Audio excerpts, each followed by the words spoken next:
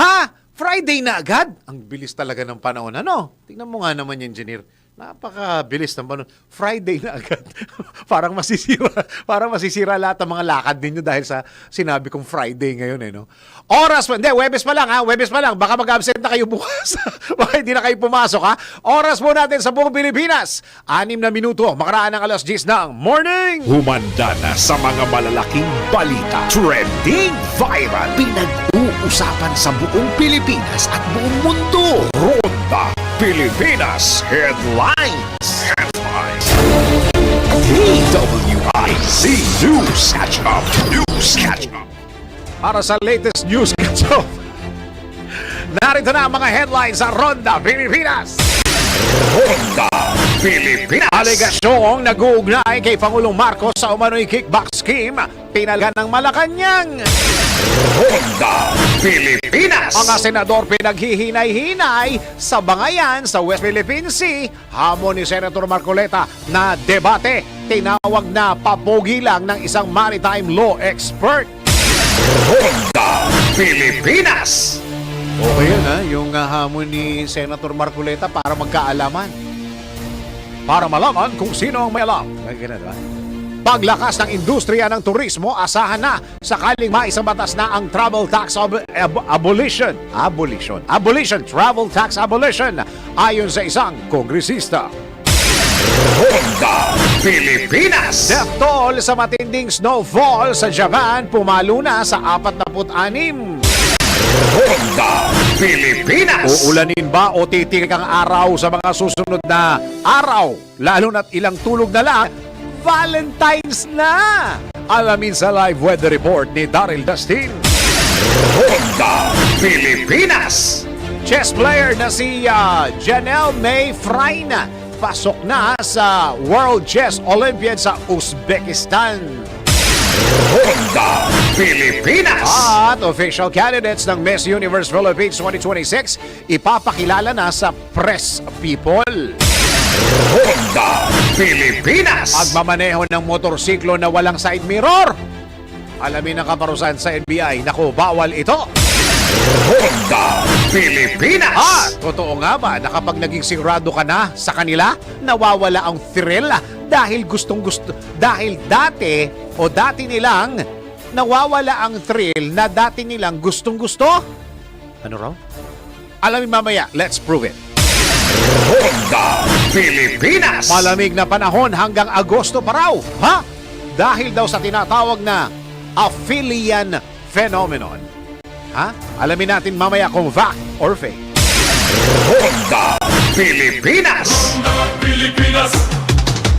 Ronda Pilipinas. Ronda Pilipinas.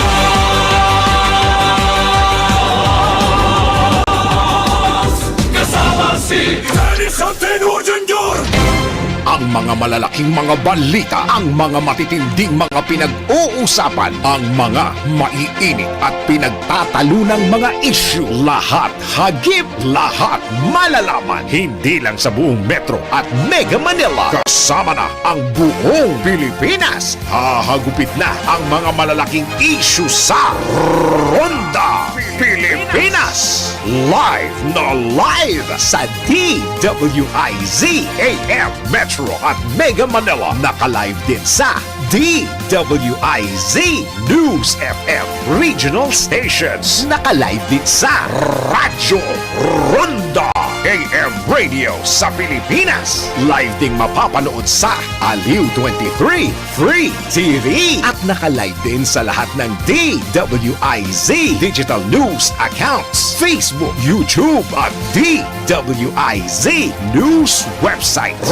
Ronda Pilipinas. Wala nang mahuhuli sa balita. Wala nang maiiwanang issue na hindi mo alam. Ngayon, updated ka na sa Ronda Pilipinas. Kasama si Dennis Antenor Jr.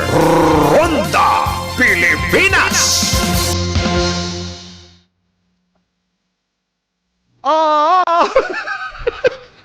Akala ko si Tarzan eh.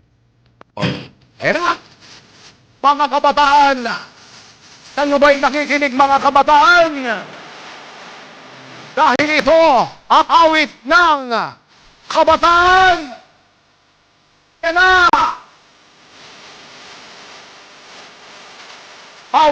Tama, no? Awit na kabataan, di ba? Ayan na! Ay, ang haba ng intro. Ang sabi ni Senator, iyakin kayo. Na! Aha! Aha! Meron ba tayong meron ba tayong voice clip ni Senator? Wala? Wala to, wala. Oh, kasi parang kumakalat ho ngayon sa social media. Itong sinabi ni Senator Robin Padilla na itong mga kabataan daw ngayon ay masyadong maramdamin. Meron daw mga sakit-sakit na depression. At masyado daw iyakin. Meron ba? Meron ka bang voice clip dyan na yung sinabi ni Senator Robin Padilla na ang mga kabataan ay masyadong, tama ba? Is that the word, maramdamin? O iyakin? Iyakin no? Iyakin. Tapos yung mga depression, di ba? Parang may narinig akong ganun, depression. Dahil pinanood ko siya. Hindi ko sasabihin sa kotse. Baka sabihin, nagse-cellphone ako sa kotse. Uling-uli. Traffic eh. Traffic, ano. Hindi. Kailan ko ba napanood dyan? Kahapon yata yun eh. Kahapon yata. Oo. Andiyan ba? O kagabi. Wala pa si Senator? Wala ba? Wala ito. Wala. Ano ko kayo re-regaluhan sa Pasko niyan? Kailan ba birthday mo? Alam mo, dapat pag-usapan na. Teka muna, Friday bukas, ano? Siguro, Kuya Drew, pagbigyan mo ako dito, dapat kumontak tayo ng isang, what do you call that? Yung eksperto when it comes to pagpapalaki ng mga bata. Ano na ngayon ang dapat na way kung paano palakihin dapat ang ating mga kabataan. Dahil, alam mo, totoo yung sinabi ni, parang totoo yung sinabi ni Senator Robin Padilla na kami mga kabataan ng mga before noon, wala kaming ganyan. Oo, pagka napapalo kami ng mga magulang namin, umaakit lang kami ng puno. Tapos binabanatan lang namin yung mga bayabas. Pagkatapos ng pagbaba namin, okay na kami. Tapos laro ulit. Di ba? Tapos, makikipagkwentuhan ka ulit. Dahil pag sinabi mo sa nanay mo, Nay, depress ako.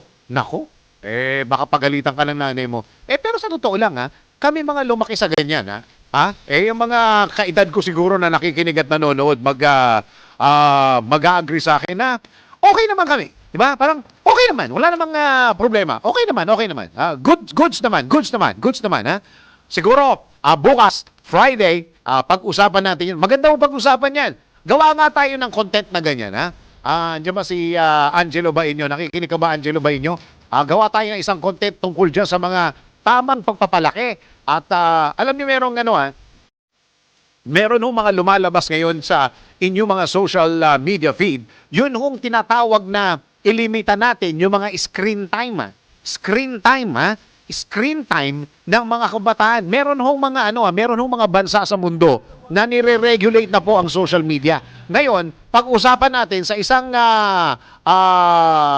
edisyon ng Ronda Pilipinas, ano ngayon ang naging epekto doon sa mga kabataan, doon sa bansa na yon na ni-regulate na ang social media. Baka pwede rin nating i-adapt, pwede rin nating gayahin, pwede rin nating i-implement sa Pilipinas, Nako, parang maraming mga kabataan din magagalit sa akin,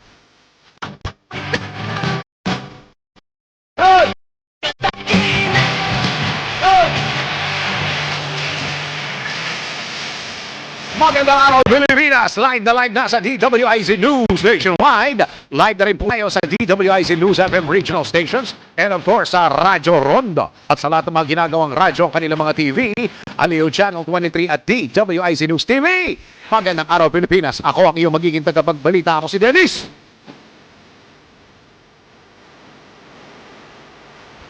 Dennis Antenor Jr. Ronda Pilipinas.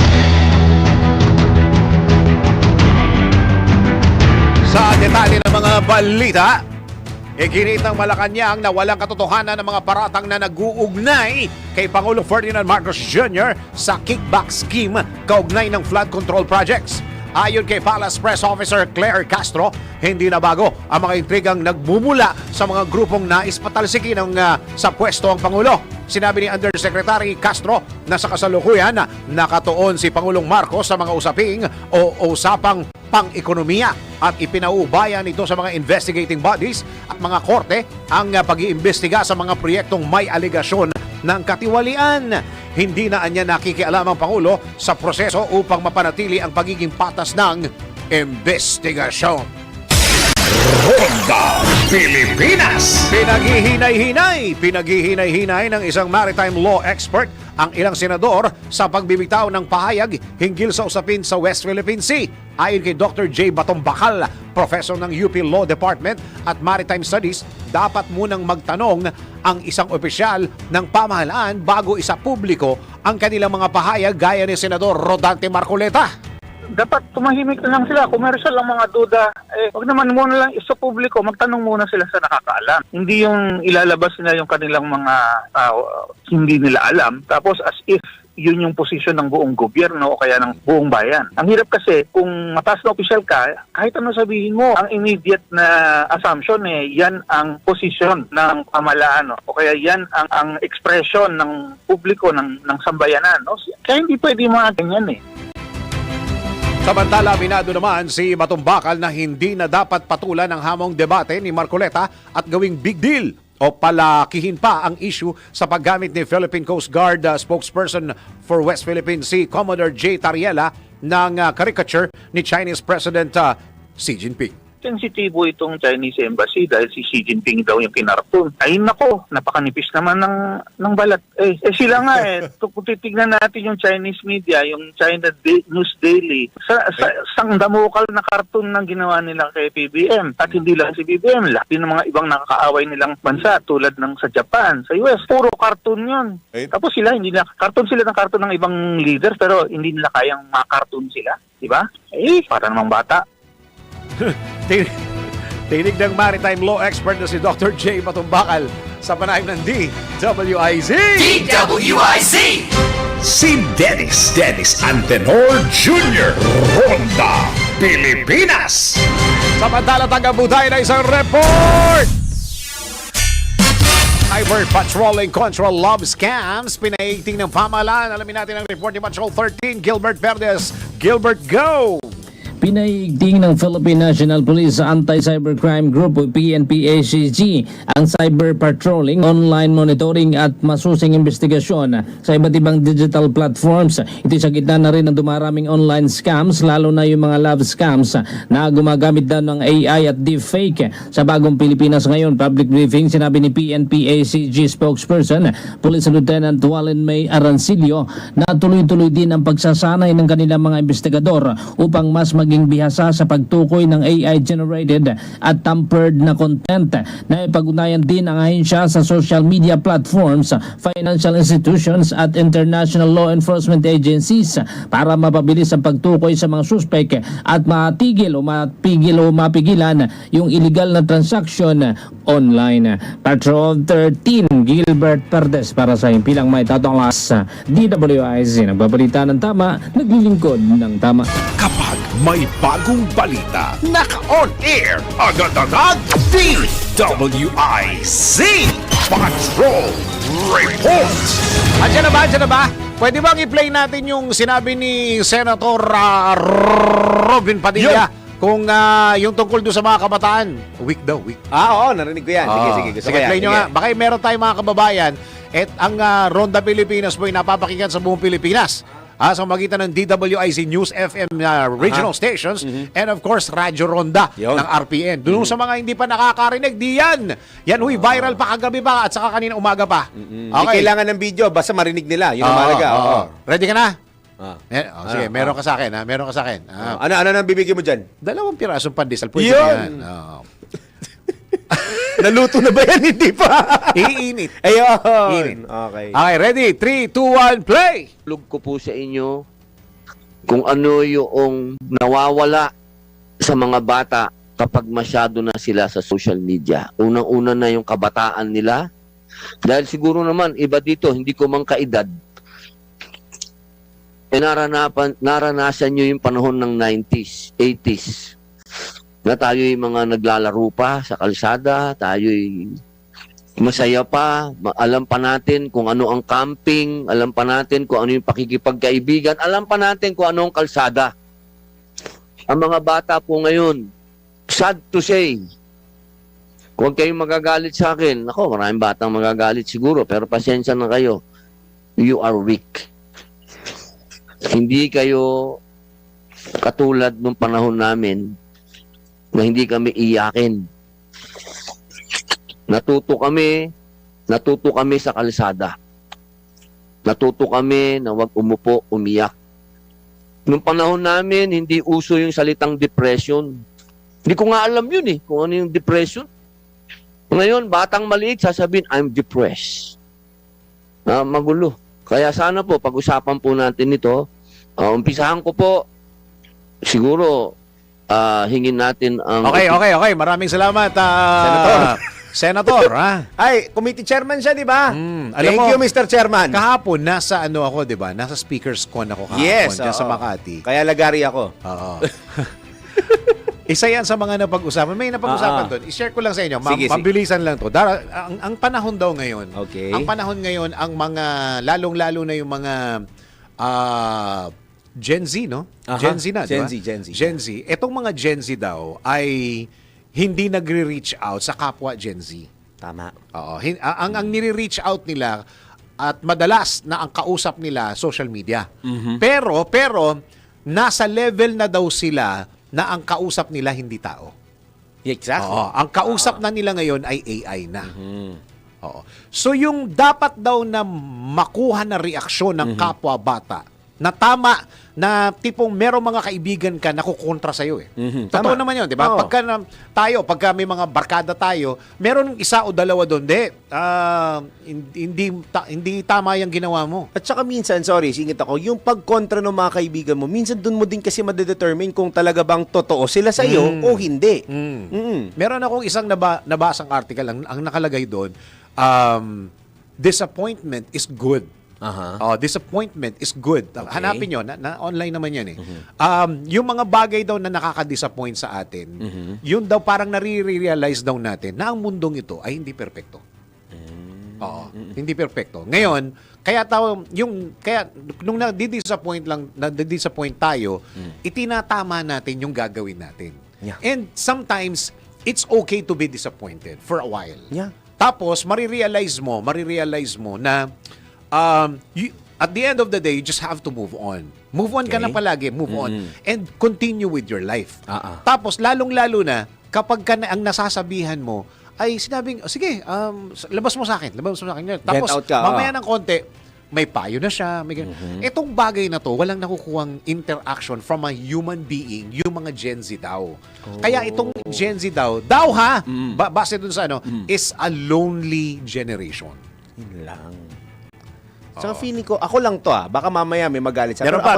Sige. Sabol ko lang to. Sige. Yung mga desisyon nila ngayon ay galing na online. Yeah. Kunyari, tayo kasi, pag tayo pumunta ng Baguio, Ah. saan masarap pumunta sa Baguio? Okay na, di ba? Saan masarap pumunta sa Baguio? Sabihin mo sa barkada mo, pare, nagpunta ka dito sa Baguio, di ba? Nandito ko lang last week. Saan ang masarap ang pagkain dito?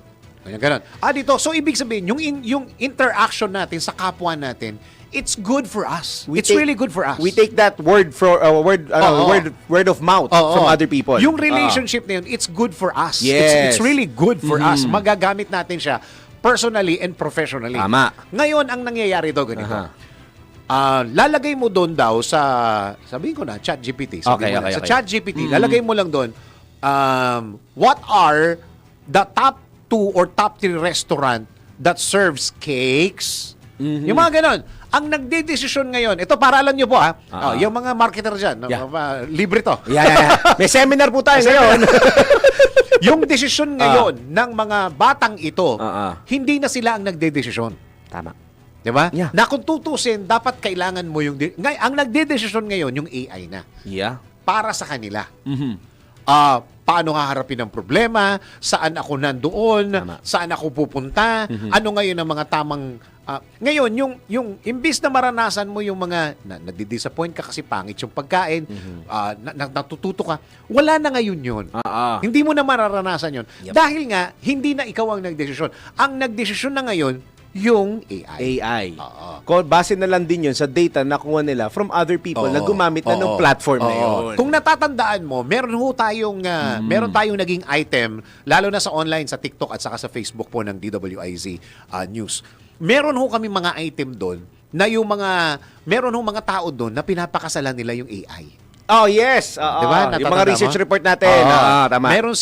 May mga pagkakataon na sa sobrang gusto nila ang ibinibigay ng AI, pinakakasalan nila. Hindi lahat ito. Yeah. Hindi ho pangkaraniwan, pero nangyayari po ito.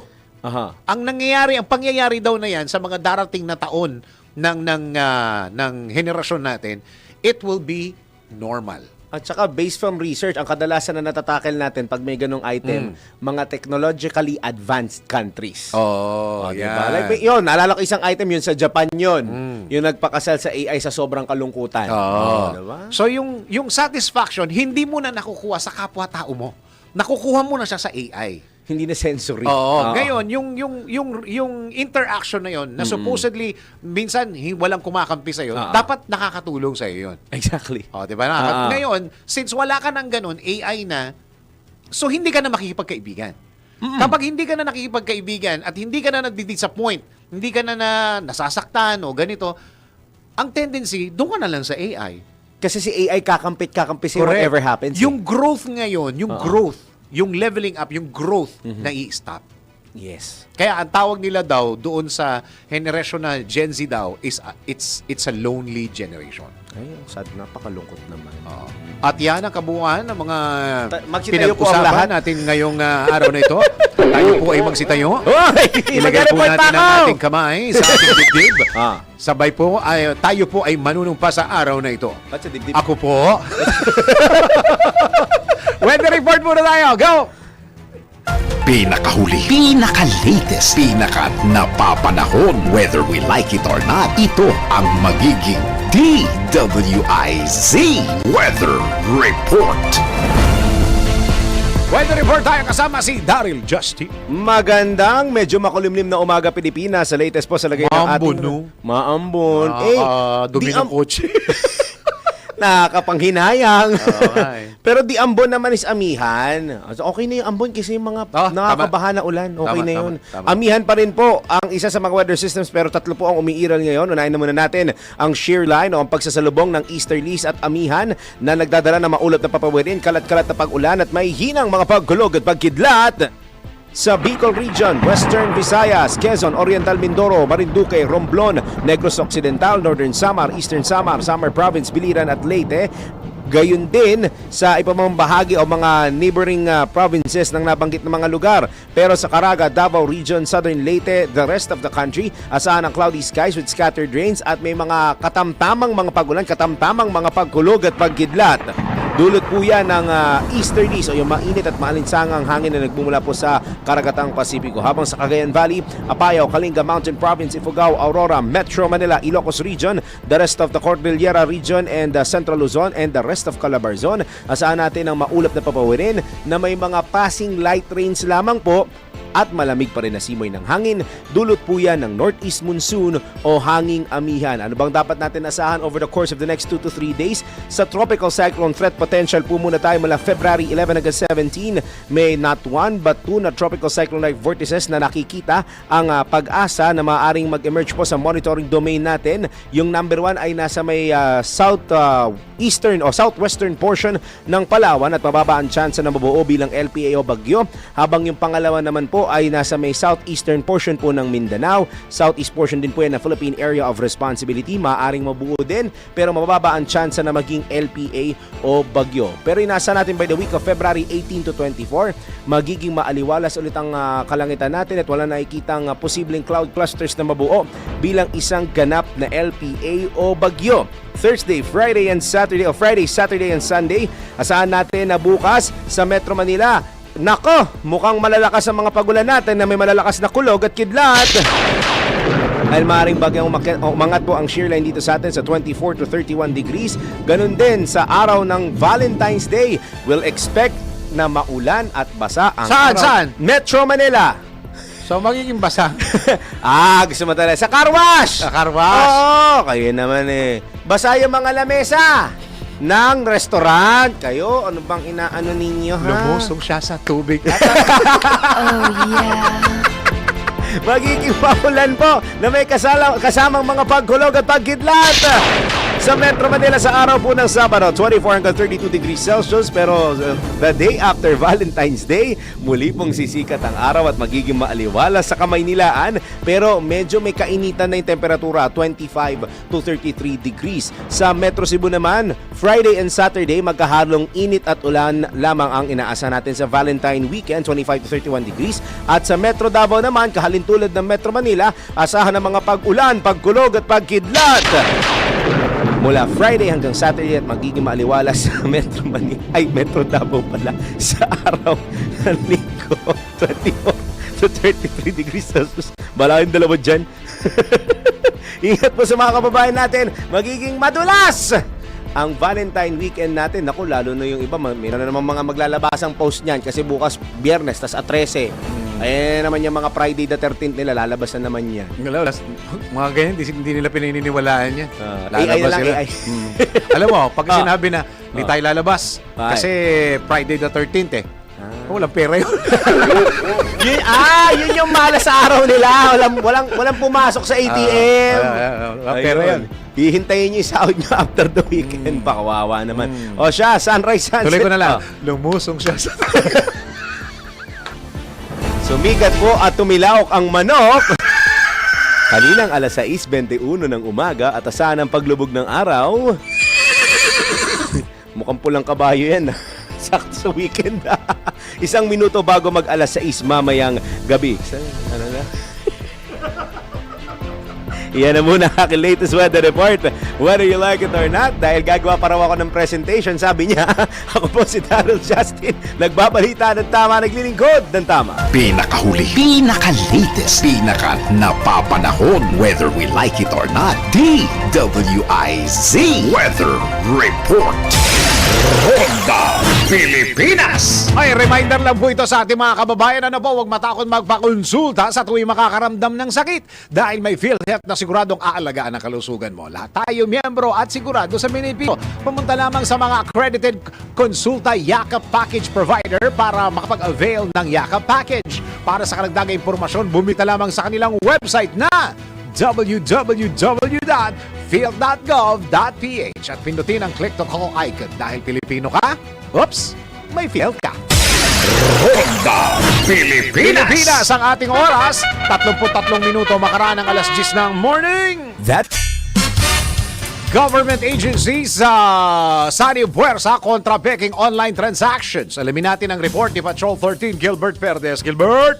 Nagsanib puwersa ang Land Transportation Office at Philippine National Police Anti-Cybercrime Group o PNP-ACG upang labanan ng mga online scammer na nagpapanggap na tauhan ng LTO sa bagong Pilipinas ngayon. Public briefing, sinabi ni ACG spokesperson Police Lieutenant Wallen May Arancilio na dumarami raw ang report tungkol sa peking mensahe at online offer na may kaugnayan sa ahensya. Kabilang daw sa mga modus ang nagpapadala ng mensahe na nag-aalok naman ng mas mabilis na proseso ng dokumento o paniningil ng multa at bayarin kahit hindi naman opisyal na galing sa ahensya. Anya, layunin ng ugnayan ng dalawang departamento na ito na mabilis ang pagtukoy o mapabilis ang pagtukoy at pagpapatigil ng mga gantong operasyon, lalo na yung mga peking account at website na gumagamit ng pangalan ng LTO upang makapanloko. Patrol 13 Gilbert Perdes para sa impilang may taudalas DWIZ. Nagbabalita ng tama, naglilingkod ng tama. Kapag may bagong balita, naka-on air, agad-agad, DWIZ Patrol Report! At ngayon po ay tayo po'y makakausap ng isang kaibigan at pag-uusapan natin ang nasa linya natin, sorry. Nasa line of sight. Line of sight. Okay. From pakibaba.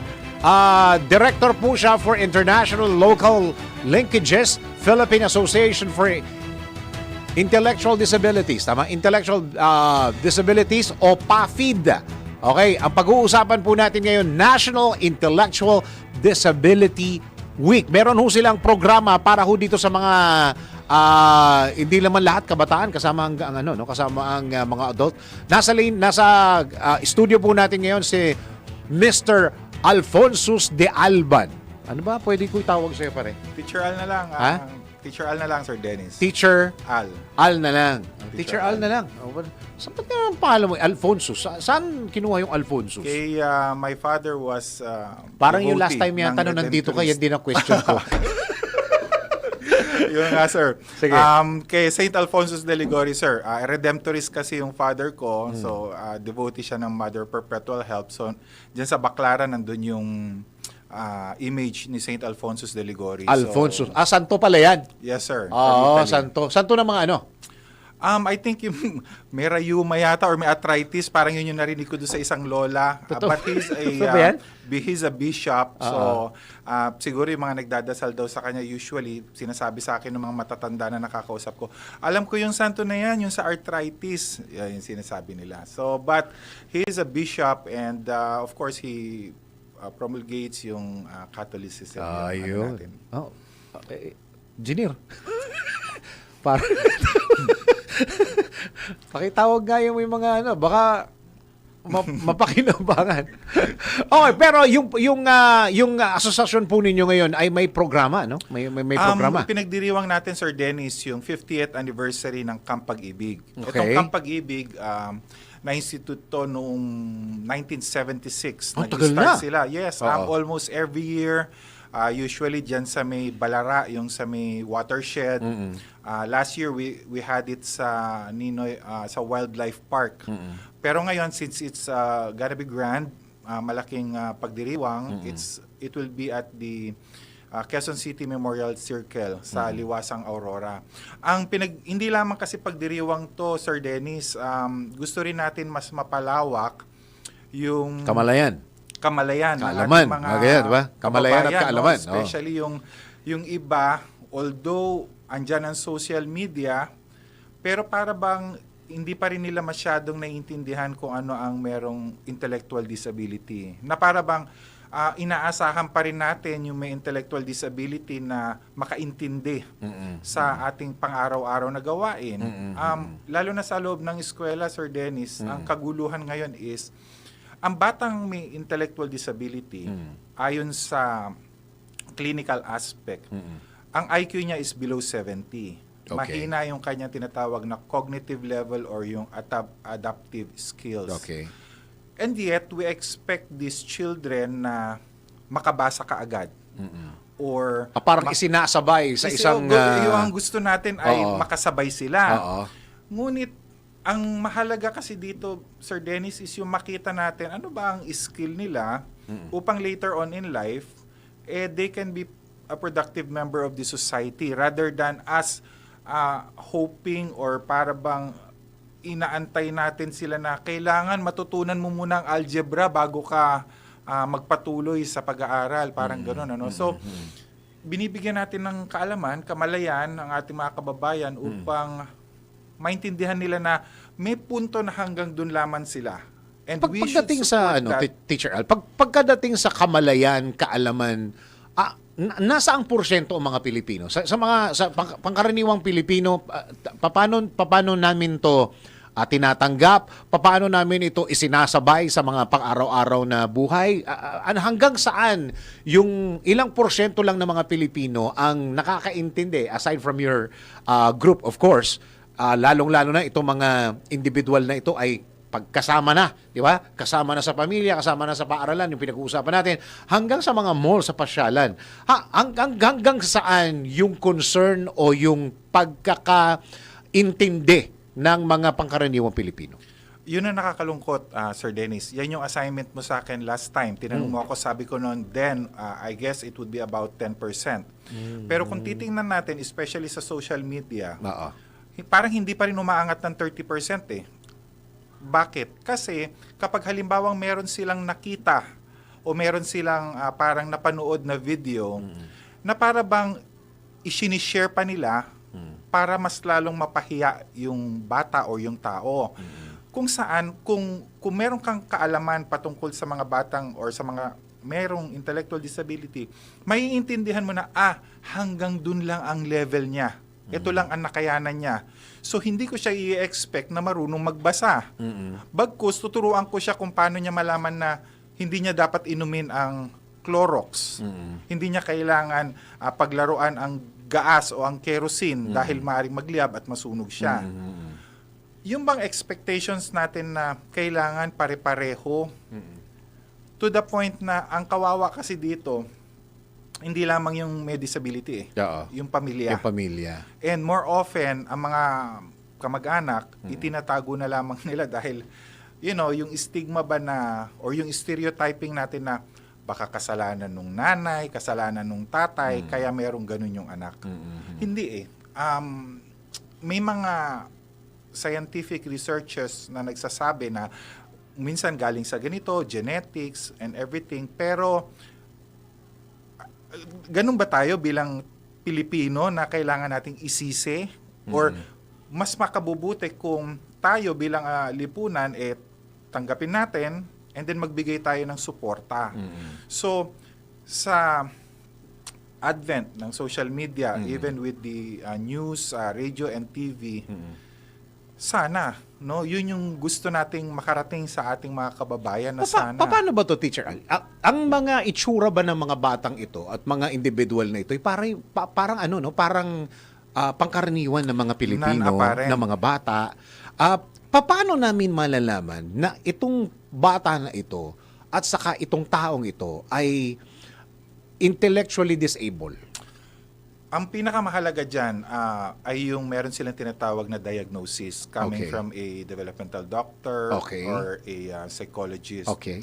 Pero kung minsan, Sir Dennis, siguro yung kapag sometimes it's not what you are expecting from a person na, halimbawa, Dapat alam mo yan, parang ganon. Oo, Dapat walang ganon. Oo, dapat walang okay. ganon. Yung halimbawa pa parang, do you remember there's this viral video na parang nung merong rally na parang nagsabi niya na ibaba ang presyo ng fishball, yung ganon. Oo. Immediately I was able to identify na parang sabi ko, it's a rally and yet why are you calling for Oo. So sabi ko, I think baka may si sir, no? And then true enough, Without him knowing Without- it and Oo. hindi siya aware. maaring hindi siya aware, Okay. no? Pero sinabi nga nila na later on they found out na yun nga meron daw pala siyang diagnosis na intellectual disability. Okay. Yun ang sabi according to the news. Oo. And kung minsan din, alam mo yung kuminsan yung mga pinagtatawanan na para bang tayo kung yung sa isip natin ay kung ako yung pinagtawanan ng ganyan, baka meron na akong ginawa na iba. Oo. More often, ang mga batang may intellectual disability, they take it up to a certain point. Hindi papalagyan dahil hindi nila wala silang social Oo. cues. Hindi nila alam kung pinagtatawanan pa ba sila or sinasaktan na sila. So, more often din, Sir Dennis, sila yung parang namamaltrato, sila yung parang naa-abuse. Mainly because hindi nila alam na hindi pala tama na pinapabuhat ka ng ganito karami Oo. na tapos dadalhin mo sa malayo. Oo. Kasi ang understanding nila is, ay hindi, binibigyan naman nila ako ng kapalit, binibigyan ako ng pagkain. Oo. More often, yung nga makikita mo walang hindi binibigyan ng bayad, di ba? Binibigyan na sila ng makain, na matulugan, enough na for them. Oo. Kasi, in their mind, hindi naman sila nagpa-process na kailangan pala nilang magkaroon ng pera para yung pera, yun yung pambabayad nila sa pagkain. Hindi. More than enough na sa kanila. Bakit? Kasi nga, yun yung limitation ng disability nila. Hanggang dun lamang yung kaya nila. Okay. So, sa mga nakikinig at nanonood ngayon, at napapansin ng magulang na may ganun, yung pinag-uusapan natin ngayon, ano ang dapat nilang gawin, Teacher Al? Makabubuti, syempre, although mahirap, no, Oo. Sir Dennis, yung bang tinatawag na acceptance, no? Okay. But once na magkaroon ka nun at napatingin natin sa doctor, malalaman kasi natin coming from the doctor or psychologist kung hanggang saan yung IQ niya. Hindi natin sinasabi na hanggang dun lang, pero gusto natin syempreng lagpasan yon. Pero at least, if we have an understanding, hindi natin ipipilit yung mga gusto or nais natin. Halimbawa, nakita na natin na yung bata ay may ID, may intellectual disability. Tapos nandito siya sa medyo severe part na mga nasa 30 or 30 or 35 yung IQ. Tapos sasabihin natin, hindi kailangan mo kailangan mo makapagtapos ng kolehiyo, anak, kasi ang nais namin ay ikaw ay isang maging doktor. Hindi na. Bagkus, ang titingnan natin is, marunong ba siyang maglaba, marunong ba siyang maghugas ng pinggan, marunong ba siyang, kasi medyo extreme part na yun eh. Na kung halimbawa, nandito lang naman siya sa a little below 70, yan pa yung more or less sinatawag nila na functional, yung nauutusan mo, or sa paulit-ulit or patuloy na pagturo ay baka makabasa pa sila, or maturuan mo sila ng mga simple routinary activities na pwede nilang pagkakitaan later on in life, or pwede nilang gawing business. Yeah. Okay, let's talk about, siguro pa-schedule tayo ng isang, okay ba sa'yo, podcast, no? Sige, Sir Dennis. Pa-schedule tayo. Okay, let's talk about your event. Kailan po ito at saan po yung mangyayari event? Sa February 15, Sir Dennis, ang aming 50th Camp Pag-ibig, ito ay gaganapin sa Quezon City Memorial Circle sa Liwasang Aurora. Magkakaroon tayo ng misa sa ganap na alas 7 ng umaga. Pagkatapos nun, sunod-sunod na yung mga activities hanggang 4 o'clock. It is actually open to the division of mga schools dito sa NCR. And we're hoping, Sir Dennis, na ila-launch namin na by next year, it would be on a national level. No?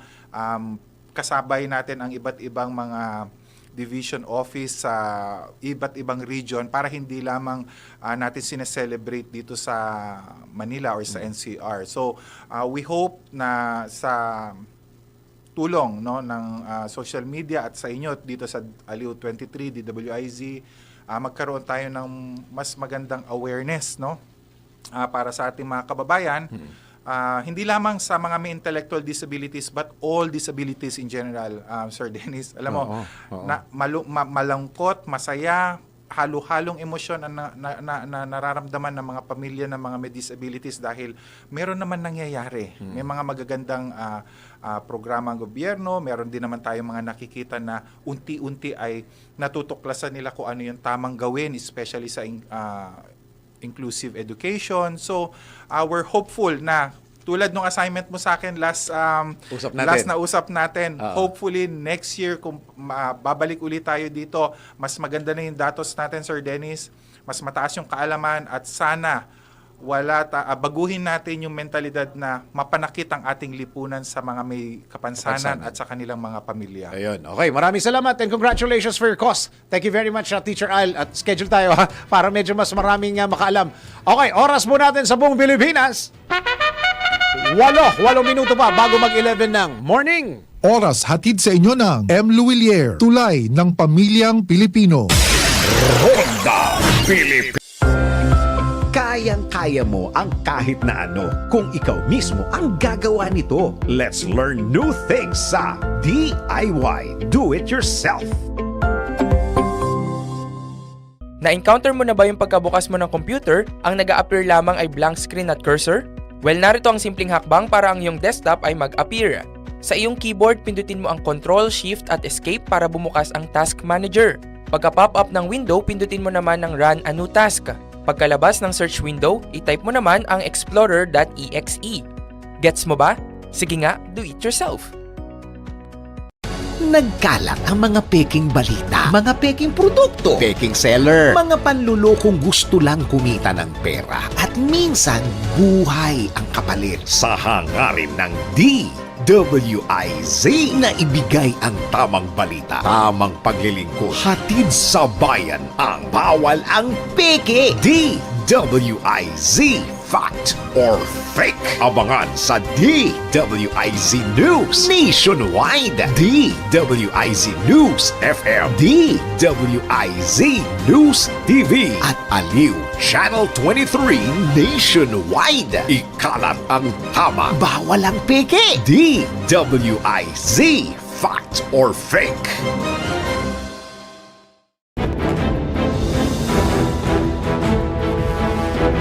Si Dennis Antenor Jr. Ronda Pilipinas. Para sa balitang sports naman, chess player na si Janelle May Freina pasok na sa World Chess Olympiad sa Uzbekistan. Alamin natin sports news mula kay Kim Gomez. Sa mundo ng palakasan, ang latest malalaman sa DWIZ Sports News.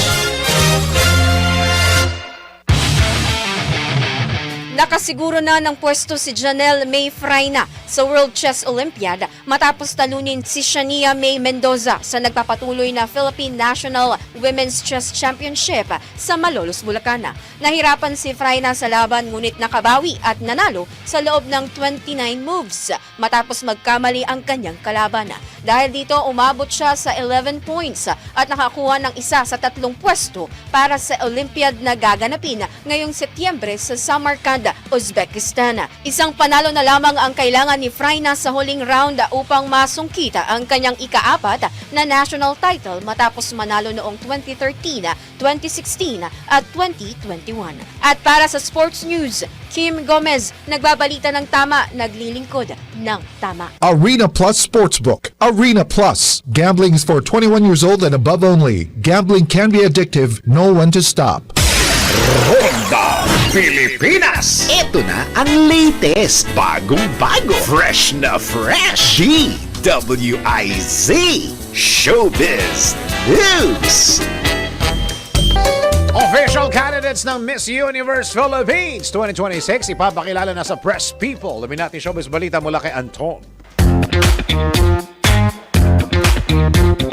Para sa aking balitang showbiz, handa ka na bang makilala ang mga kandidata para sa Miss Universe Philippines 2026? Opisyal lang ipapakilala ng Miss Universe Philippines Organization ang mga kalahok sa prestihiyosong national pageant sa susunod na linggo, February 16. Magsisimula ang parada na alas 3 ng hapon sa Mall of Asia na susundan ng press presentation sa City of Dreams, Manila. Ayon kay MUPH Executive Vice President Voltaire Tayag, excited na ang organization para tuparin ang pangarap ng mga young Filipinas sa edisyon ng pageant ngayong taon. Ayon pa kay Voltaire, napakalakas ng line-up ngayong 2026 edition at sinumang makukoronahan ay tiyak na magbibigay ng karangalan sa Pilipinas. At iyan aking balitang showbiz para sa impinong metodong lakas, DWIZ. Ako si Anton, nagbabalita ng tama, naglilingkod